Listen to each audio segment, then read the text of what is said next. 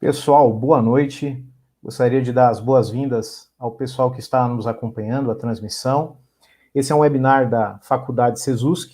Estamos falando hoje, em especial, sobre os desafios da gestão com a transformação digital, né, os impactos da transformação digital na gestão. Eu gostaria de compartilhar a tela, se for possível, pontuar algumas questões que a gente vai trazer aqui hoje.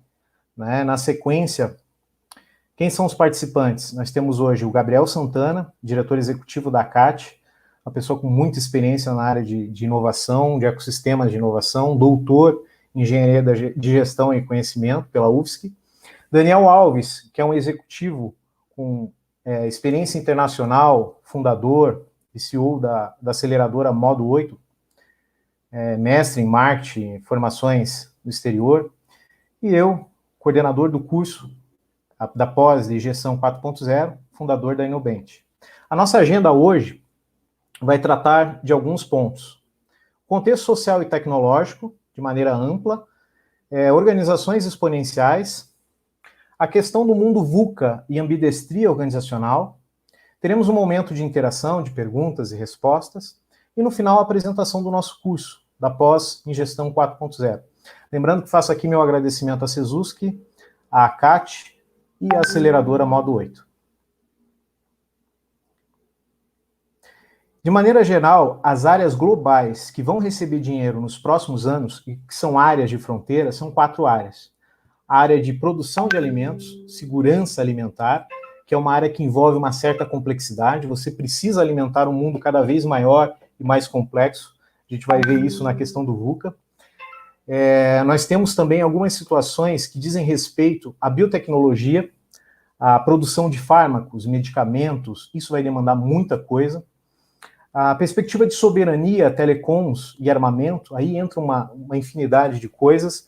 E a última, e não menos importante, o futuro precisa contar com energias renováveis. Para cada situação nós temos desafios. Alimentos, a gente precisa alimentar uma população que vai chegar a perto de 10 bilhões, isso eu estou falando em 2050. Biotecnologia, teremos uma população com a média de idade de 83 anos. Soberania, 90% da população global em 2050 estará morando em centros urbanos. E um desafio aqui dos combustíveis fósseis, que até 2050 alguns continentes já limaram esse combustível da sua frota. Então é um desafio extremamente grande.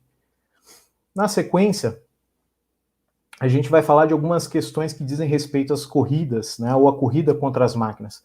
Atualmente a gente tem uma participação de 1,15% do PIB em ciência, tecnologia e inovação.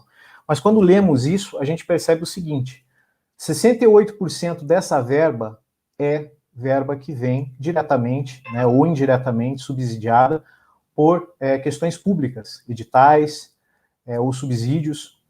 Nós precisamos procurar novos meios de trabalho, novos caminhos de empregabilidade. O curso trabalha isso. Obviamente, hoje a pauta é um pouco mais ampla, mas uma das situações que a gente está tratando são os novos modelos de trabalho, como eles interagem. E há um dado importante aqui: 40% da força de trabalho pode ser substituída por máquinas, sensores, sistemas, algoritmos. Esse é um dado que já está batido, inclusive, é um dado de 2011. No Brasil, esse número pode chegar a 55%. Então, o porquê da gente estar falando nisso, né, a importância de estar levantando essa questão da transformação digital, como ela impacta, como ela afeta. Hoje não vamos esgotar o tema, não tem como. Vamos tratar duas vertentes que, de certa forma, conversam e têm uma relação direta com a transformação digital.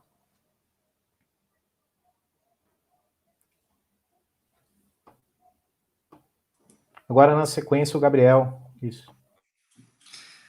Bom, boa noite a todos. Obrigado, Thiago, pelo convite. Obrigado, Faculdade Sesusc. Queria cumprimentar também aqui o Daniel, um profissional assim que admiro muito. É muito bom estar com vocês aqui para a gente discutir um pouco alguns temas, e entre eles organizações exponenciais. Foi o tema da minha tese de doutorado, então é um tema que eu tenho um apreço muito grande. Fiquei debruçado aí há alguns anos sobre esse tema.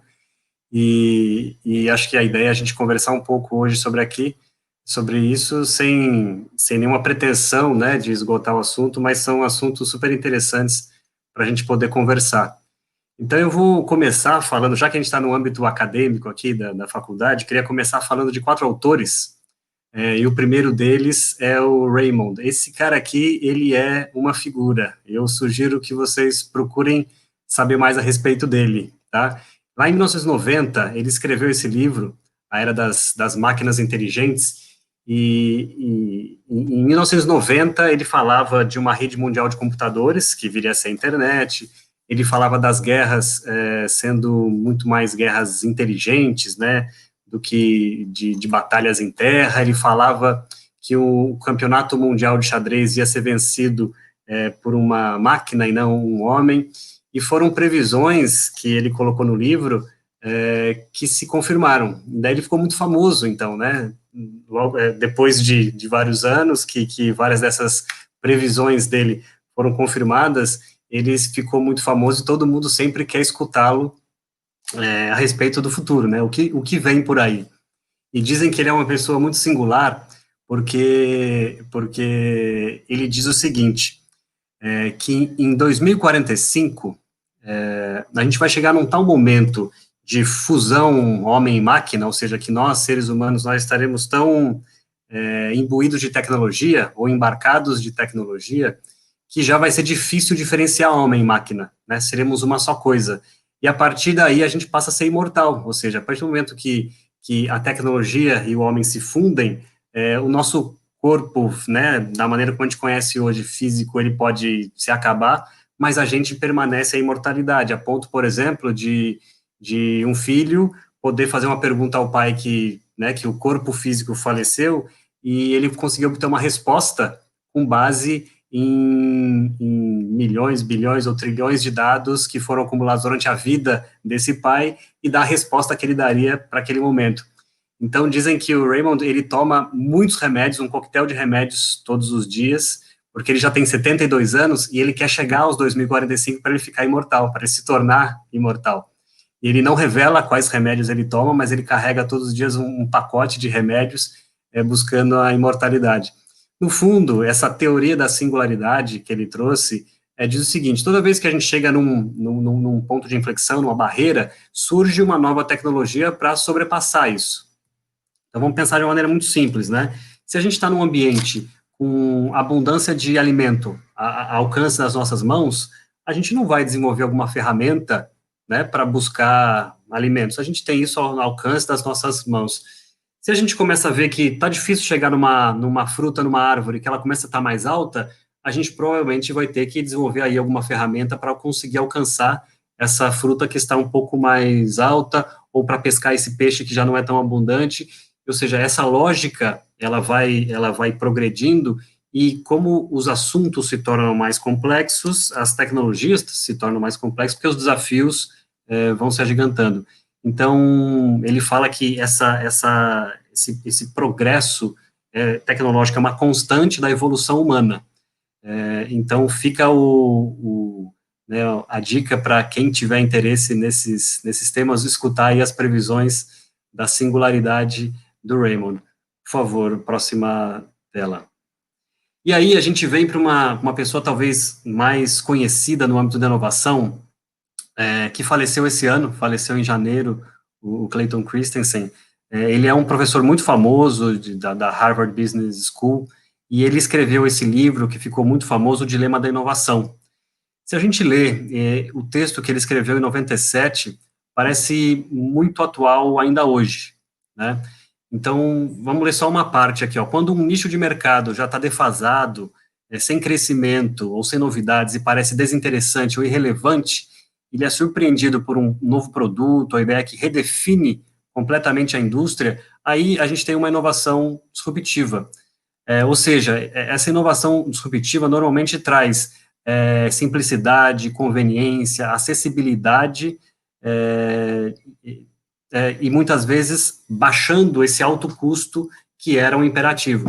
Então, se a gente lê isso, fatalmente vem na nossa cabeça exemplos como Uber, exemplos como Netflix, exemplos como Airbnb, correto? A gente lê esse texto e parece que ele casa muito bem, né, com esses exemplos que a gente tem, que são paradigmáticos aí na história da inovação recente. Então, isso foi um livro do Clayton, que foi professor de algum desses outros autores que eu estou trazendo aqui, porque todos eles ali estavam, né, numa mesma região geográfica ou estudaram muito próximos, porque o próximo deles, que é o Peter Diamandis, ele escreveu diversos livros, e um deles é esse Abundância. O Diamandis, ele é o otimista, ele é o otimista por natureza, né, aquele que olha o lado cheio do copo. Então, nesse livro, ele diz o seguinte, olha, apesar de todas as dificuldades e todos os problemas que a gente tem no mundo, a gente está caminhando para algo melhor, ou seja, as tecnologias, elas serão capazes de tornar as pessoas, que as pessoas tenham acesso a mais coisas de uma maneira mais fácil e mais barata. Então, ele entende que a tecnologia é um meio de a gente conseguir melhorar a vida das pessoas, certo? E aí ele cita diversos exemplos, como isso vem acontecendo, a queda, por exemplo, da taxa de analfabetismo no mundo, a capacidade que nós temos hoje de produzir alimentos para conseguir acabar com a fome mundial. Então, nesse livro, Abundância, é um livro muito bom de ler. Se a gente está um pouco desesperançoso, é só ler esse livro que a gente tem uma dose de otimismo. E o Peter, juntamente com o Raymond, eles criaram a Singularity University. O que é essa Singularity, que talvez muitos de vocês já tenham ouvido falar? Ela não é uma universidade nos moldes como a gente conhece, porque não oferece cursos de graduação regulares ou algo assim, mas eles são um conjunto de pessoas altamente capacitadas. Muitos deles foram alunos do Clayton Christensen, por exemplo, e a Singularity fica no Vale do Silício, e o objetivo dela é discutir temas que têm grande impacto na sociedade mundial, resolver grandes desafios mundiais.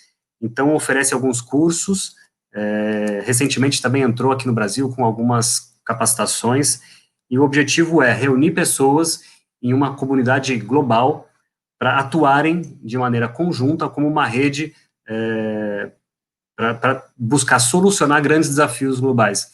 E quando o Peter criou, justamente com o Raymond, a Singularity, eles convidaram o Salim Ismail para ser o diretor executivo, que é, então, o principal autor dessa obra que a gente chama de Organizações Exponenciais, que foi lançada lá em 2015. É legal fazer esse histórico, porque, assim, embora pareça que é algo muito novo, né, organizações exponenciais, na verdade, esse tema não é assim tão novo, né, então eu quis trazer um pouco desse histórico para mostrar como que a gente chegou aqui, né, porque o que são essas organizações exponenciais? São aquelas que crescem muito mais do que a média, né, muito mais do que os seus pares de um mesmo setor, de uma mesma indústria, e normalmente essas organizações conseguem isso por meio de tecnologias. O que significa isso? Uma organização exponencial, ela não precisa ser uma empresa de tecnologia, ou o seu produto não precisa ser uma tecnologia, mas para que ela consiga isso, ela necessariamente vai ter que ter uma forte base tecnológica. É isso o que a gente percebe ao estudar essas empresas que crescem muito acima da média. E é isso que o Salim estudou nesse livro, ou seja, o que essas empresas têm de comum, né? O que a gente percebe nessas empresas que crescem muito acima da média? Por favor. E aí ele fala o seguinte, que essas organizações exponenciais, elas só são possíveis, isso só acontece em função dessas inovações disruptivas que são lançadas. Isso segue uma tendência que ele chama desses 6Ds, né? Como que acontece? Quando uma inovação ela é lançada, normalmente isso é possível porque, claro, houve uma mudança aí do analógico para o digital, então a gente digitalizou voz, imagem, informação, transformou tudo isso à disposição de uma maneira muito mais rápida e mais barata, mas num segundo momento, quando é lançada uma inovação, existe uma certa decepção, porque não é automaticamente que a gente tem a adoção dessa tecnologia, dessa inovação, por uma quantidade muito grande de pessoas, certo? Então isso leva um tempo, porém, o crescimento é exponencial, né, de maneira que, num curto espaço de tempo, a gente consegue ter um volume de pessoas muito grande utilizando. Então, há um certo início de decepção, por exemplo, quando foi lançada a fotografia digital, certo? Então, a qualidade ainda era muito ruim, mas quando foi melhorando a qualidade da fotografia digital e foi vendo a diferença em custo, em praticidade, aí rapidamente a gente vê uma curva ascendente. Então, tem a disrupção, que ela consegue trabalhar nos diversos setores, mercados, e atingir um volume muito maior de pessoas. O quarto D ali é a desmaterialização. Se a gente pensar, o nosso smartphone hoje, ele desmaterializou muitos outros itens que a gente carregava, né? Então, a gente substituiu, talvez, a agenda, uma lanterna, um GPS, e assim por diante. Então, isso é um fenômeno de desmaterialização. Na sequência, os custos tendem a cair, né? Então, se a gente fala nesses exemplos como Spotify, como Netflix e assim por diante, isso é um fenômeno que essa inovação disruptiva tende a causar. E, em último grau, a gente tem uma democratização, né? Um volume muito maior de pessoas passa a ter acesso a essa tecnologia, a essa inovação. Então, essas empresas que elas se tornam exponenciais, elas conseguem surfar essa onda, né? Elas conseguem fazer com que os seus produtos ou serviços sigam essa trajetória ascendente. E aí a gente pode trazer aqui quais são as características, né, as principais. As pessoas perguntam, bom, mas vamos caracterizar, né, qual que diferencia uma organização tradicional ou linear de uma exponencial? Eu não vou entrar em todos os pontos aqui, mas é interessante a gente pensar que uma organização exponencial, ela está centrada em base de dados, informação, em comunicação. Ela é gerida por um propósito muito forte, autonomia. O seu planejamento não é olhando o passado, certo? Ela pensa em experimentação, prototipação, são ciclos curtos de planejamento. Ela utiliza a comunidade, vamos pensar as pessoas, não só como clientes, mas como assim, eles se engajam, né, diante daquela marca, diante daqueles produtos, e se tornam fãs, né, dessa empresa, e lutam pelo bem dessa empresa, e normalmente utiliza ativos alavancados. O que é isso? É aquilo que a gente escuta muito falar, né, que o Uber não é dono de carro, que o Airbnb não é dono de hotéis, e assim por diante. Ela não precisa ser proprietária de ativos, né, máquinas, equipamentos, imóveis, e com isso ela consegue crescer muito mais rápido. Então, aqui a gente tem uma série de diferenças que são super significativas entre uma organização tradicional e aquelas chamadas exponenciais, com base no estudo dessas diversas organizações que foram sendo estudadas aí ao longo dos últimos anos. E uma questão que foi encontrada em todas elas é o que o Salim chamou de propósito transformador massivo. Ele falou o seguinte, olha, se existe uma coisa que a gente encontra em todas essas organizações que crescem muito acima da média, é o que ele deu o nome de PTM, propósito transformador massivo, que é um objetivo, né, de transformação radical, que é muito além de uma missão tradicional, que fica na parede de uma empresa. Ele tem um poder inspirador e aspiracional, ou seja, as pessoas se engajam porque elas gostam e acreditam naquilo, certo? Então, esse poder inspiracional, ele é muito importante, né? Você consegue criar uma comunidade ao redor da sua marca, da sua empresa, em função desse poder. Aqui a gente trouxe alguns exemplos, né, de propósito transformador massivo de algumas organizações super conhecidas.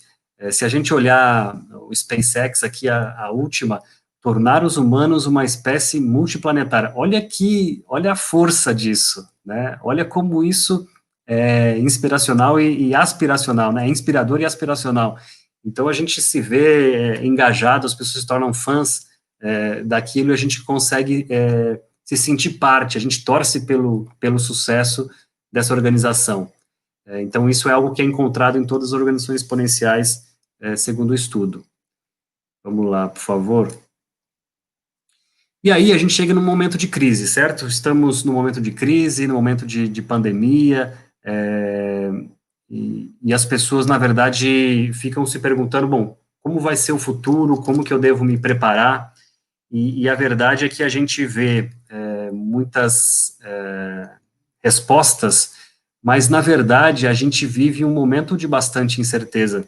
Eu escutei uma frase esses dias que diz o seguinte, não existe especialista de coisa inédita. Achei muito boa essa frase, né, porque atualmente todo mundo é especialista de tudo. E a gente vive um momento inédito, pelo menos a nossa geração não passou ainda por um momento como esse, né, pelo menos nesse grau de magnitude. Então, todos nós estamos aprendendo, e a transformação digital, ele é um processo permanente, né, ninguém pode falar assim, agora eu terminei a transformação digital da minha empresa, da minha organização e tal. Isso é um processo permanente e é um desafio para cada mercado, para cada estágio de empresa, para cada região. Então, a gente está aqui hoje para discutir alguns desses pontos, mas sem buscar, né, ser os donos da verdade. E eu trouxe aqui alguns exemplos de empresas que nasceram no último ciclo de crise, ali em 2008, 2009, foi uma crise, né, uma das mais severas que a gente teve na economia mundial, e você vê ali várias empresas super conhecidas e que se tornaram organizações exponenciais que nasceram em um período de absoluta crise, né? Então, pode parecer clichê, mas é óbvio que a gente está num momento também de muitas oportunidades, de uma redefinição de uma série de coisas. Isso pode abrir caminho para novas soluções, para novos projetos, e é isso que várias dessas empresas aqui fizeram.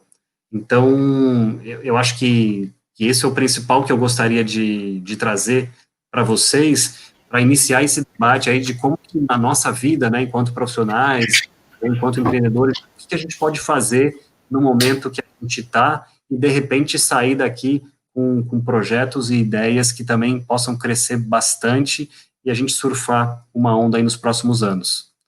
Eu acho que o Daniel vai poder continuar esse papo com a gente agora, né, Daniel? Vamos lá, gente. Boa noite. Obrigado a Sezuski pelo convite, Faculdade Sezuski. Tiago, Gabriel, um prazer estar com vocês aqui. Esse tema é um tema que eu adoro, então sempre divertido falar disso, apesar que não é um assunto fácil. A gente está vivendo hoje um momento de muita mudança, como o Gabriel falou, de muita evolução. E necessariamente as organizações exponenciais são organizações que fazem essa transformação digital. E como é que elas fazem isso? Elas fazem através da ambidestria organizacional. Mas antes de falar especificamente desse assunto, eu vou falar um pouco mais de um outro conceito, que é o conceito do novo normal, ou do normal. Na verdade, esse conceito VUCA já existia antes do Covid. E agora a gente vê esse conceito muito mais claro, muito mais presente na vida de todos. E o que significa?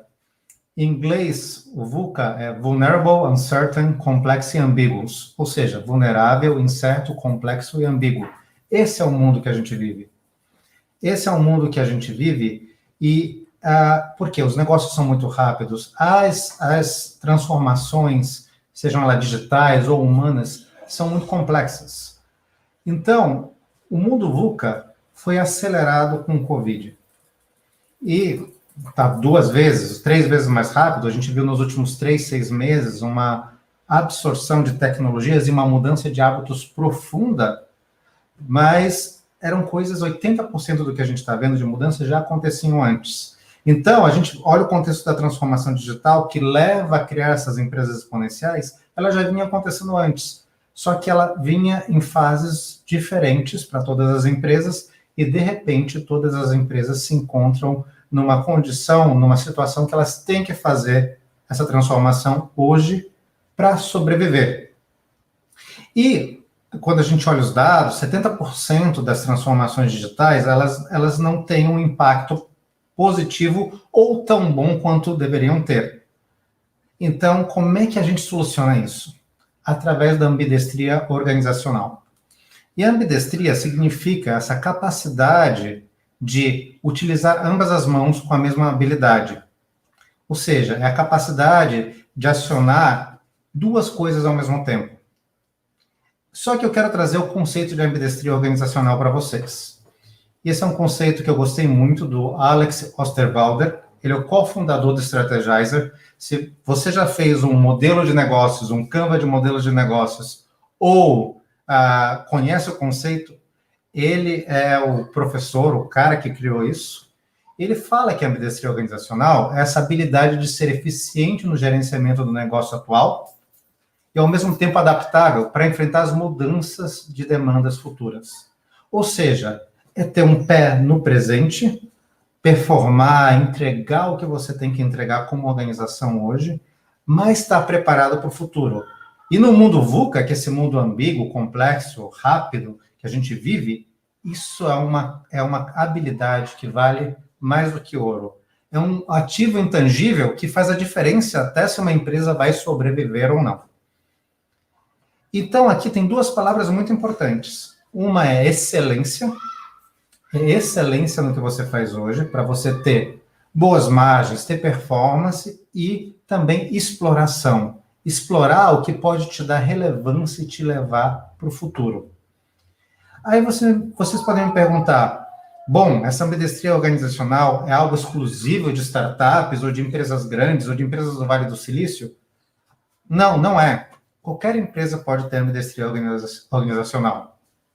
É essa capacidade, pessoal, de a gente ter um equilíbrio entre a gerência tradicional, plano de negócios, voz do cliente, funcionalidades, tudo que faz a gente entregar uma performance que é uma performance aceitável, com o que eu chamo de empreendedorismo de impacto, que é trazer, como o Gabriel falou, o propósito transformador, é ter uma proposta de valor que está centrada no cliente, é trazer plataformas de negócios que conectam clientes, fornecedores e a empresa em rede, é ter uma moeda social, relevância, adaptabilidade e agilidade, que são essenciais para a gente sobreviver hoje em dia, como empresa, também como profissionais.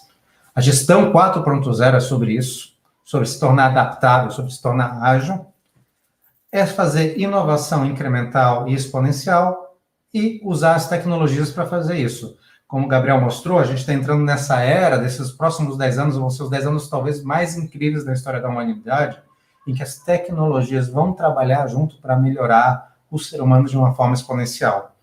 Então, a ambidestria organizacional é essa capacidade de lidar com o presente e desenhar um futuro, definir um futuro de crescimento.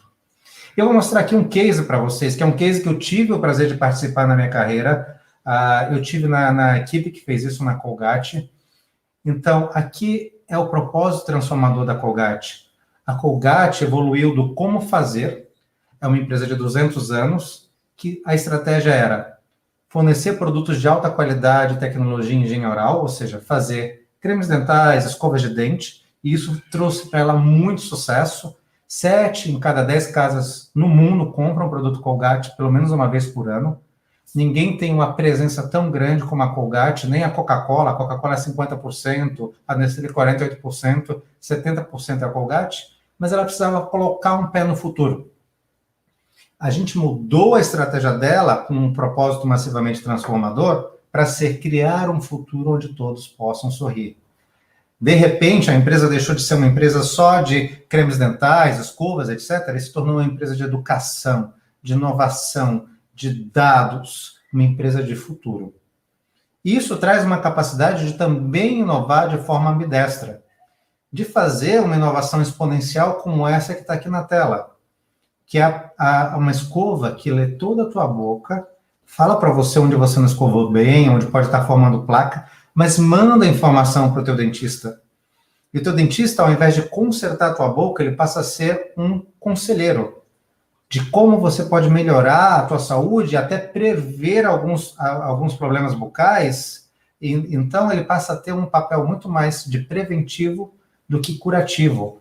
Isso muda toda a cadeia, a relação das pessoas com a Colgate e também com os seus dentistas. Isso é inovação que muda a maneira como a gente trata a nossa saúde. Mas é uma empresa que não tira o pé numa mudança como essa do presente. Se ela virou uma empresa que é criar um futuro onde todos possam sorrir, ela traz uma inovação incremental. Ela muda suas embalagens de produtos atuais para ser uma embalagem que fala mais de futuro, para ser uma embalagem que está focada não só no benefício funcional, mas também no benefício de transformação de vida para os clientes. Porque a ambidestria, apesar da gente saber lidar com o presente e com o futuro, no centro da ambidestria está o foco no cliente. E os resultados de se tornar uma empresa exponencial através da ambidestria são claros. Vocês podem ver aqui a Colgate, antes de implementar o propósito transformador, a comunicação era muito focada em benefícios, a inovação era muito tradicional, e a ação dela, na Bolsa de Valores dos Estados Unidos, valia $62 no ano de 2016.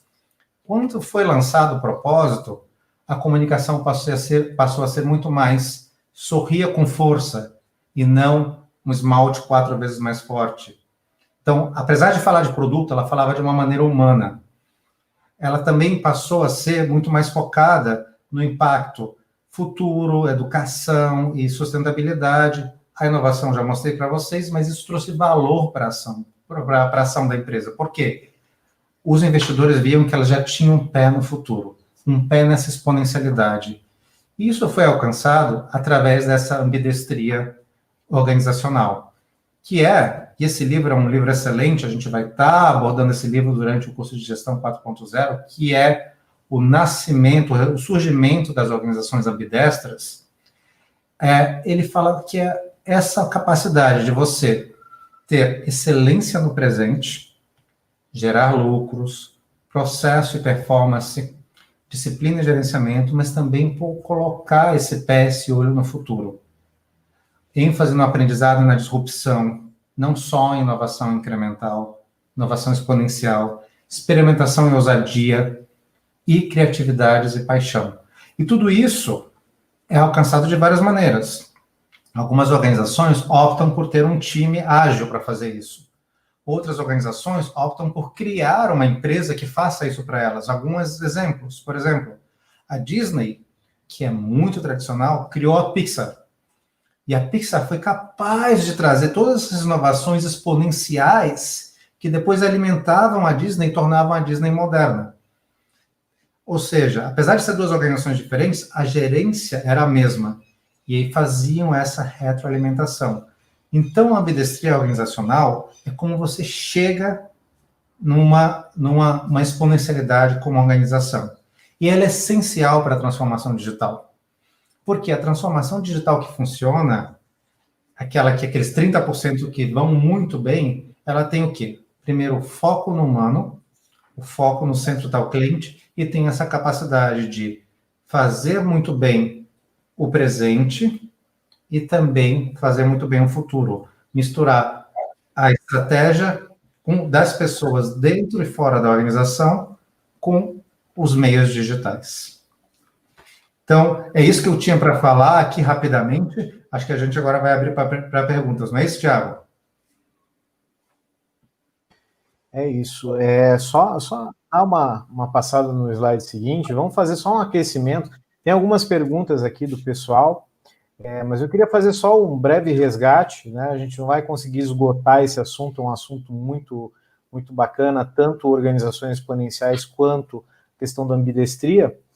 Mas lançando algumas questões aí, eu queria ver de vocês, num entendimento amplo, geral, antes da gente começar as perguntas, o que vocês entendem como transformação digital? O que é e o que não é transformação digital? Bom, é fácil dizer o que não é, né, Thiago? Então, assim, agora, nesse momento de pandemia, a gente também escutou que as empresas passaram a adotar o home office e, a partir disso, entendiam que, bom, agora eu sou digital, né? Agora eu realizei uma transformação digital porque a minha equipe está em home office. Obviamente, não é isso. Eventualmente até pode ser parte disso, né? Mas desde que isso faça parte de uma estratégia e faça sentido dentro da cultura da empresa. Então, a transformação digital não é moda, a transformação digital não é apenas tecnologia, né? Ela utiliza a tecnologia, mas ela não é apenas tecnologia. A transformação digital não é somente para empresas de tecnologia, né? A gente viu que mesmo aqueles pequenos negócios que eles souberam aproveitar das tecnologias, eles saíram à frente de outros que tiveram muitas dificuldades para se adaptar ou não se adaptaram, né, porque agora a gente foi forçado a isso. E transformação digital tem muito a ver com cultura. Eu acho que o Daniel, de repente, vai concordar comigo, porque a transformação digital, ela é um processo, né, como eu disse. E ela depende o seu sucesso depende da transformação cultural da empresa.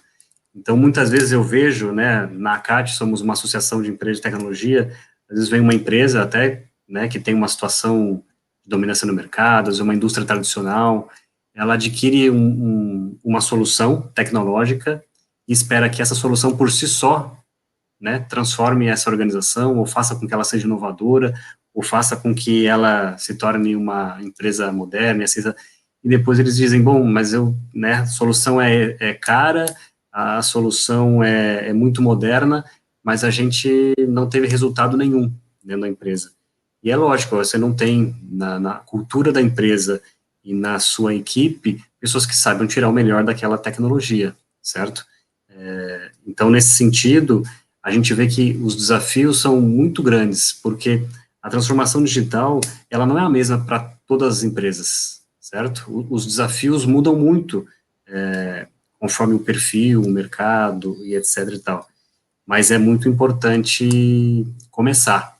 E aqueles que começaram antes estão surfando uma onda. A gente vê o caso da Magazine Luiza, por exemplo, que tem uma valoração de mercado na bolsa muito superior aos seus concorrentes, mas eles iniciaram esse processo antes, né, Daniel? Queria te ouvir também. Eu concordo, número, gênero e grau, e eu costumo falar que eu acho que o termo correto é transformação integral. Digital é o meio, então, tudo, tecnologias exponenciais, né, dados como ativos intangíveis, ecossistemas de inteligência artificial, tudo isso é muito importante. Mas se a gente não lida com o humano, com a transformação humana, ou seja, usa o propósito não só como um slogan, não é um slogan, ele é o pilar de um novo sistema estratégico focado no cliente. Se a gente não trabalha esse cliente, ele é tanto interno, as pessoas que estão na empresa, quanto o externo. Se a gente não trabalha a estratégia dentro da empresa e move as pessoas, faz com que elas sintam parte daquilo, você pode trazer a tecnologia que for. Acontece o que o Gabriel falou.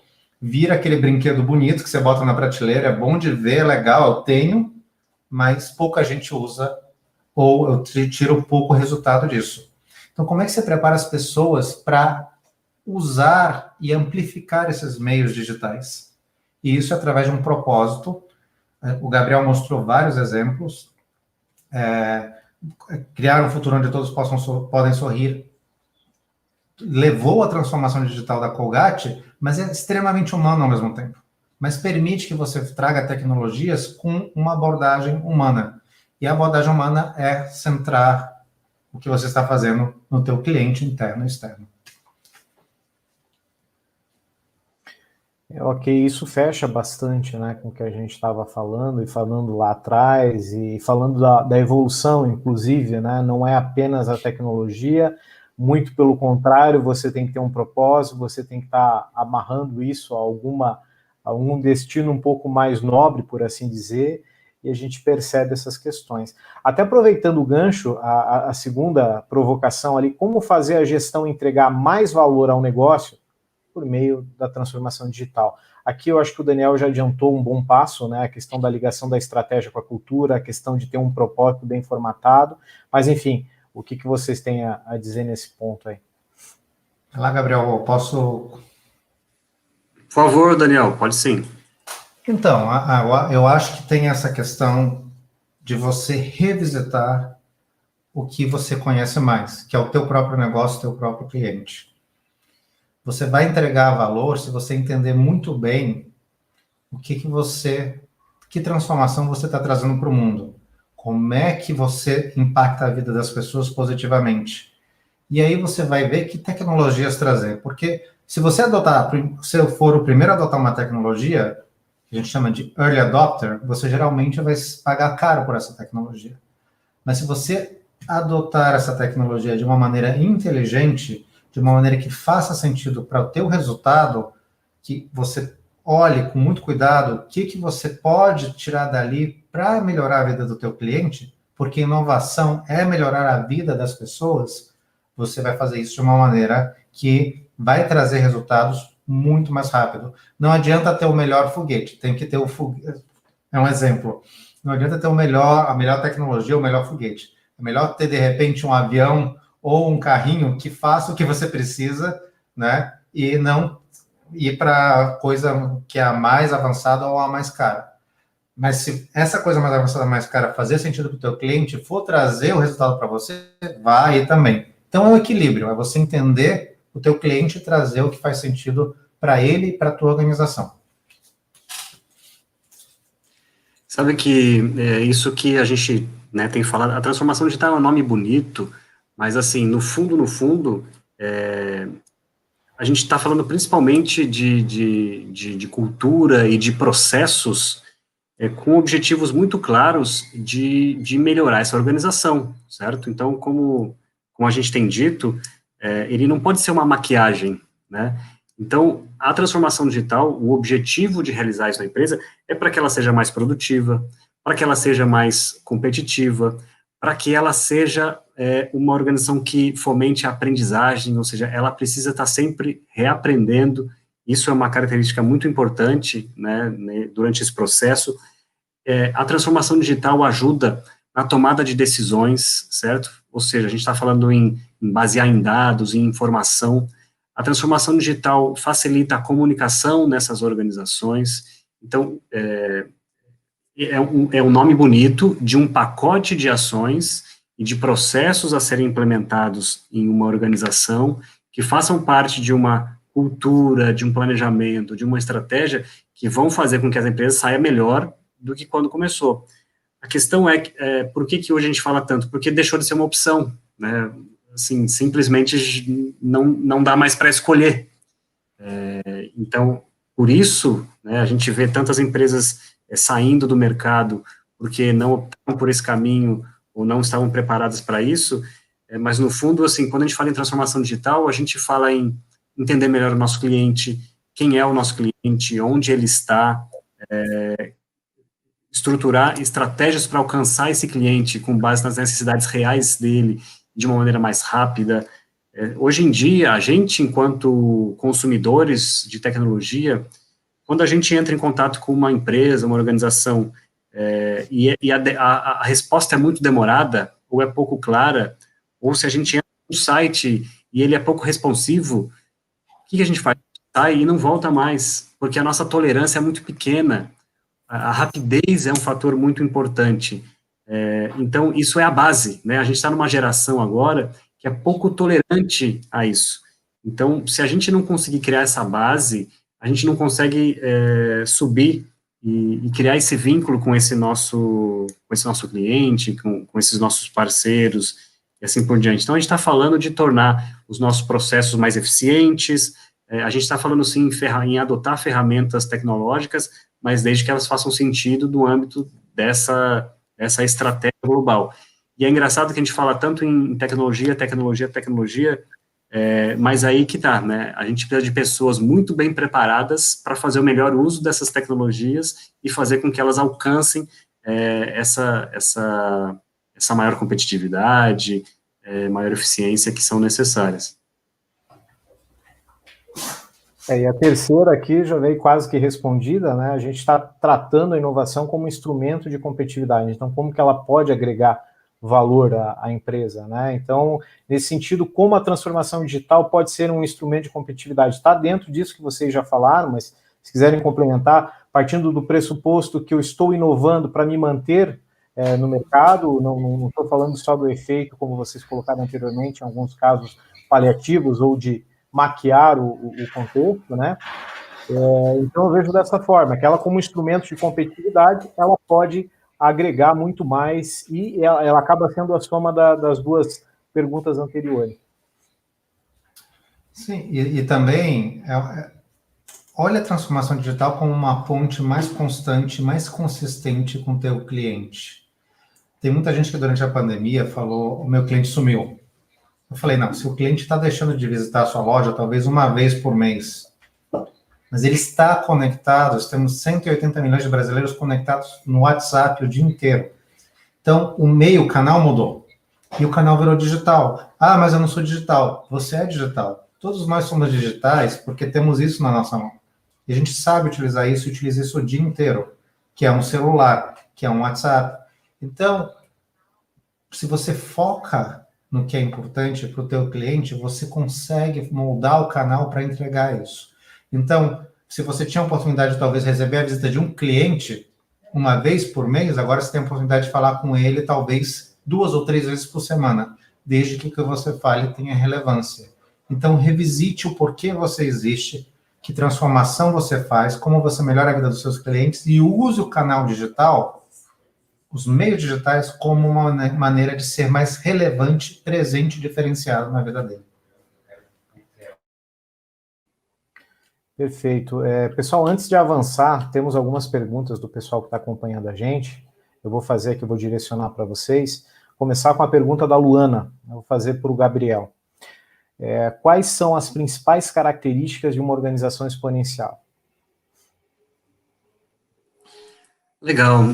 A gente abordou algumas ali durante a fala, mas dá para a gente aprofundar muito mais isso, né? A gente começou a estudar essas organizações que crescem muito acima da média.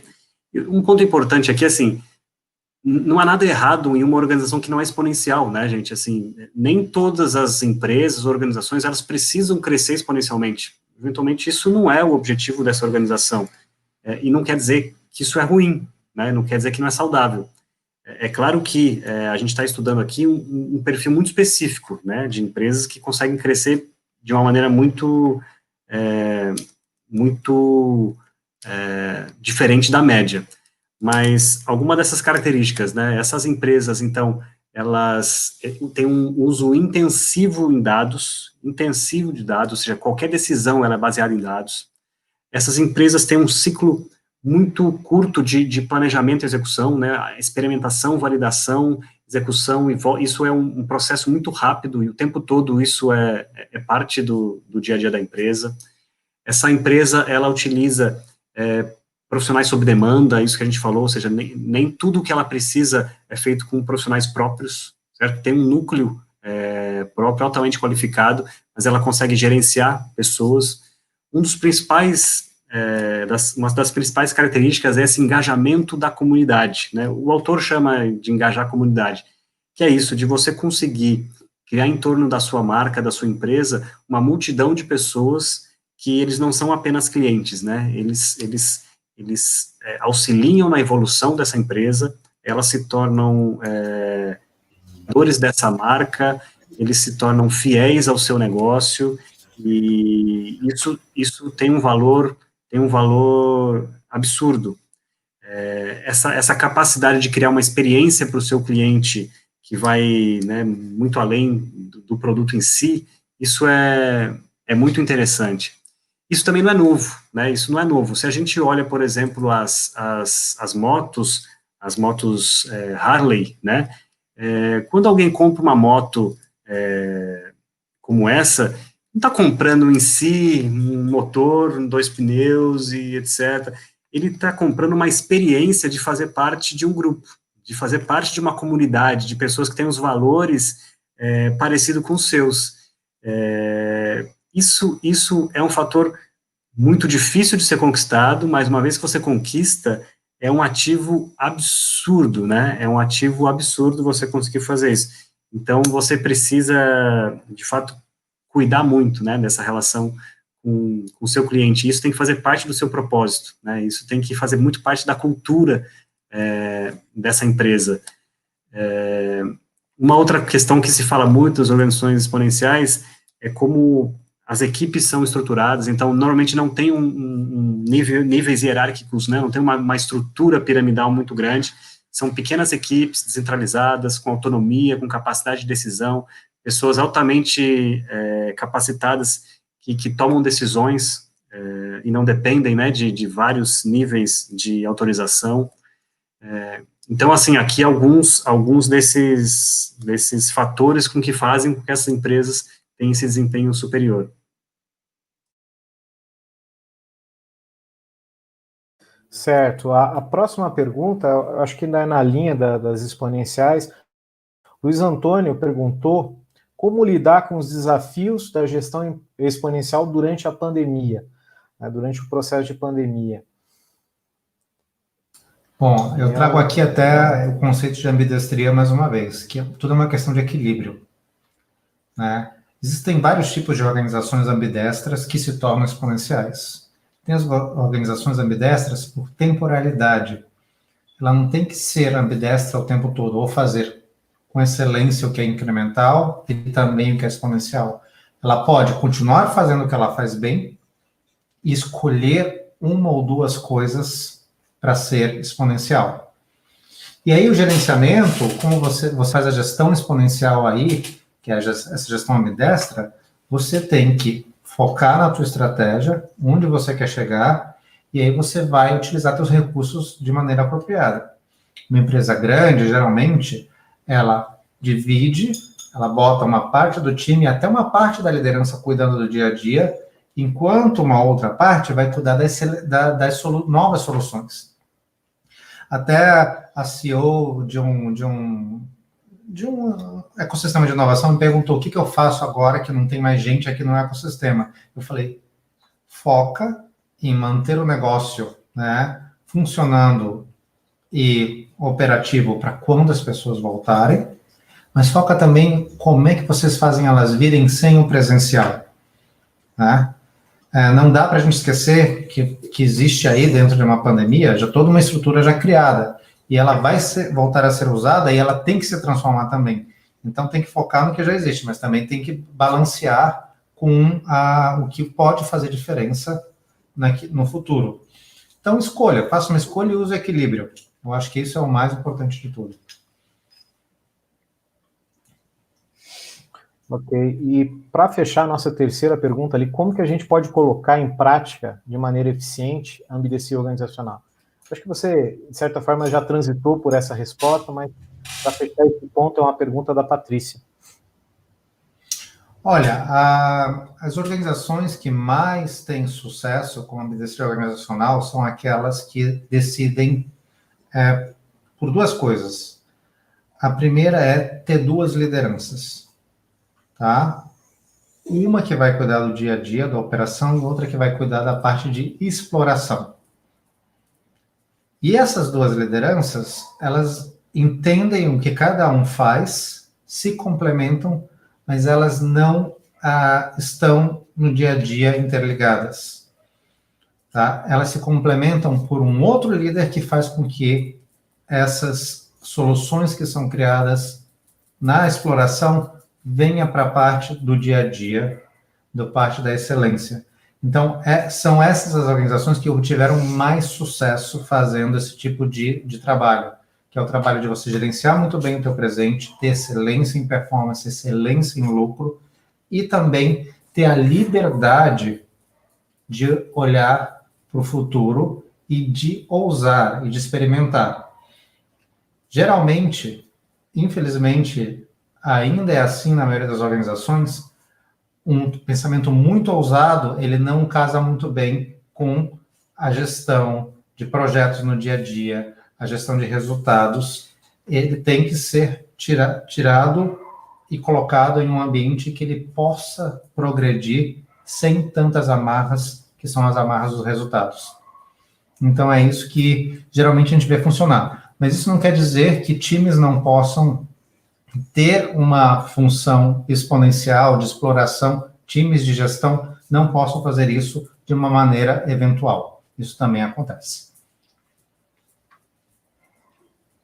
O desafio maior é justamente esse, né? Quando a área de inovação está sobre o jugo de ter que dar resultado antes mesmo de começar. Aí é como você falou, ela já está sendo vigiada por todos, por tudo e por todos antes de começar a fazer alguma coisa dentro da empresa. O pessoal está... Opa, desculpa. Não, eu só ia complementar, porque resultado é convergência. E para você inovar, você tem que divergir a maioria das vezes. Então, essa é uma grande diferença aí. A percepção que a turma tem.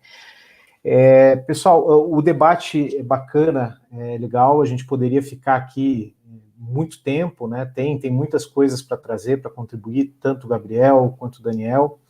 Eu só gostaria de avançar, depois no momento final a gente faz um fechamento, eu passo a palavra para cada um. No slide seguinte eu vou colocar algumas questões interessantes. Por exemplo, como chegamos nesse consenso de montar um curso de gestão 4.0? né? Gestão 4.0 é uma coisa que muitas vezes pode fugir do entendimento, mas se fala em tudo 4.0. Existe um desafio muito grande que esse tudo ele tem que vir para o lado humano também. Como é que eu preparo pessoas para o mundo, nesse contexto VUCA, como o Daniel colocou, nesse contexto de organizações que estão pensando de maneira exponencial, como o Gabriel colocou, né? E como que eu tento convergir isso para dentro daquelas empresas que já estão operando, que já estão no seu ciclo de gestão natural. Então a gente pensou no primeiro eixo de pessoas, como desenvolver a liderança para um contexto de adversidades, e esse curso foi concebido durante o processo de isolamento social, então ele já tem essa roupagem, as disciplinas estão totalmente versadas com os desafios convergentes.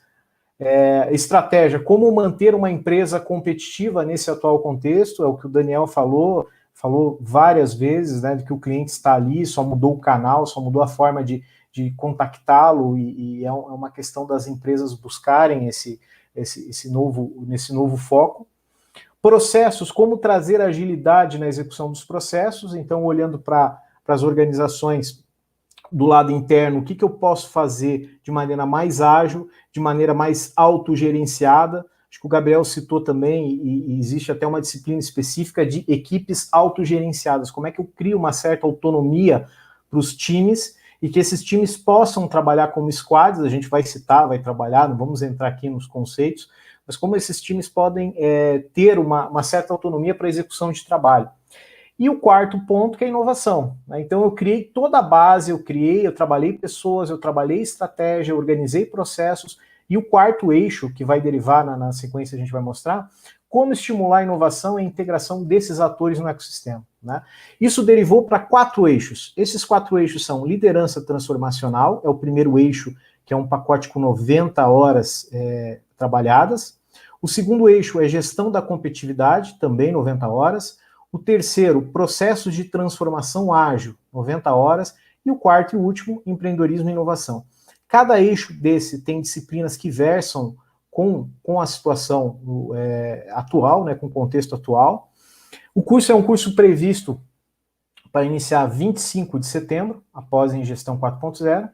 A modalidade, a gente está colocando aqui devido às condições, a questão do isolamento social, muito provavelmente até o final do ano será à distância, e dependendo do perfil de alunos, se a gente tiver uma adesão, na sondagem que o pessoal do marketing fez, tinham interessados, inclusive, de outras regiões do país. Então, dependendo do perfil de alunos, ele será um curso todo ele à distância, né? Então, o público-alvo, a gente está falando de lideranças, executivos, empreendedores, profissionais, e, acima de tudo, pessoas que queiram incorporar essas habilidades essenciais. Aí nós temos uma gama muito grande de profissionais que percebem essa linguagem da nova economia como algo extremamente relevante, né?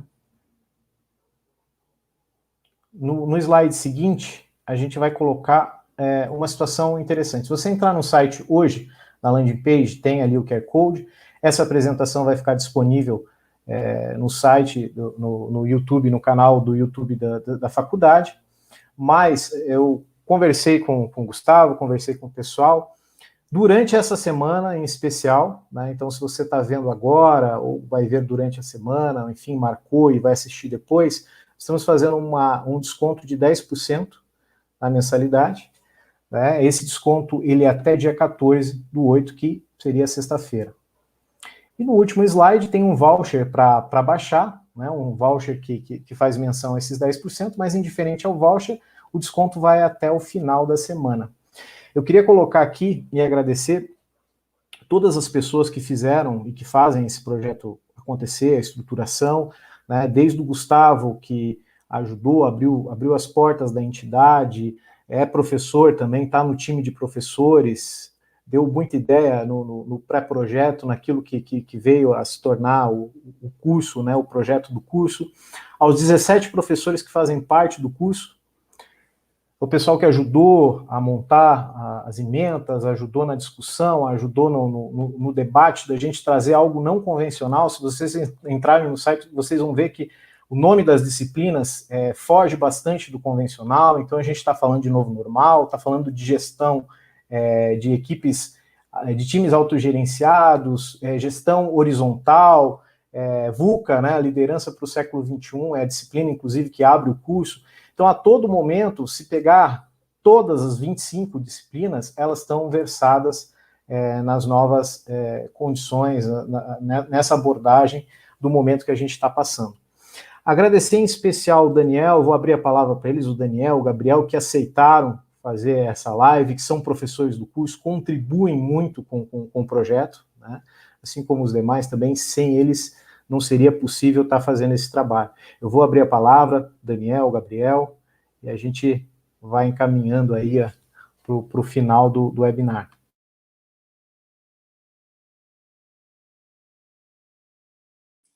Bom, Thiago, obrigado. Então, um prazer aqui conversar com vocês. Obrigado também ao Cesus, que é um super desafio a gente pensar nesse novo momento. Estou aqui à disposição. É um prazer conversar sobre esses assuntos. Obrigado pelo convite hoje. Fico à disposição aí para futuras conversas também, tá bom? Obrigado, boa noite a todos. Obrigado a todos, obrigado à Faculdade Cesuski, a Gabriel por dividir a telinha, também Thiago.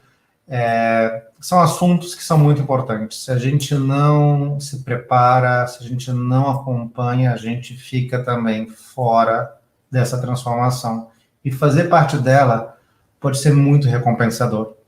Então, por isso que a gente montou esse curso com todo carinho, todo cuidado, trazendo o que há de mais avançado realmente em termos de gestão, e a gente quer que mais pessoas tenham um impacto positivo para o mundo e também nas suas carreiras, em suas vidas. É por isso que a gente está aqui. Então, a gente tem muito prazer de trazer um curso tão bem estruturado e tão contemporâneo para o mercado. Obrigado. Não poderia deixar de agradecer também a toda a equipe do Marte, a Juliana, a Amanda, a Viviane, que abraçou o projeto, que nos ajuda, todo mundo que está ajudando de alguma forma, né? Se a gente for somar, são mais de 20 pessoas envolvidas, então, assim, essas pessoas estão diretamente ligadas ao projeto. Gostaria de fazer um encerramento aqui, agradecendo, né? Convidando você que assistiu a entender um pouco mais o projeto do curso, fico à disposição, assim como também a instituição está à disposição de vocês. Tá bom? Um abraço e até a próxima.